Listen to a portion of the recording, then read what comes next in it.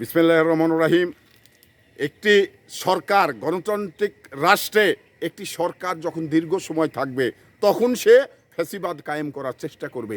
এর বাস্তব উদাহরণ হলো আমাদের পাশের রাষ্ট্র ভারতে দীর্ঘ সময় প্রায় আপনার 3, 5, 15 বছর ধরে মোদি ক্ষমতায় আছেন। মোদি এমন একটি ফ্যাসিবাদ কায়েম করছেন যা ভারতের মানুষগুলো অতিষ্ঠ। হিন্দু, মুসলমান, বৌদ্ধ, খ্রিস্টান তাদের ভিতরে যে মানে সাম্প্রদায়িক বীজ ঢুকিয়ে দিয়েছেন। এই বীজের কারণে আজকে কিন্তু ভারতে খুনাখুনি, মারামারি শুরু হয়ে গেছেন। তো এখানে আসলেই যে আপনার দক্ষিণ ভারতের যে সুপারস্টার সেটা হলো সালাবিদয়, উনি যেভাবে জেগে উঠেছেন আলোর কণিকা মতো, একেবারে মানে উজ্জ্বল নক্ষত্রের মতো আলো দিতে শুরু করেছেন। তো এই ধরনের বিষয়গুলো কিন্তু আসলেই ভারতের দরকার ছিল, যেটা আমরা মানে বারবার বলে আসছি। তার নমুনা কিন্তু আমাদের বাংলাদেশে এসেছিল।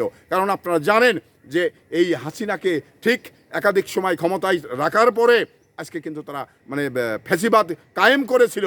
এখানে মুসলমানদের ধরে এনে আয়না ঘরে রেখেছিলেন, আপনার গুম করেছিলেন, আপনার মানে এমন একটি কর্মকাণ্ড নেই যে হাসিনা করেছিল। এটা কিন্তু মোদিরই পরামর্শ করেছিল।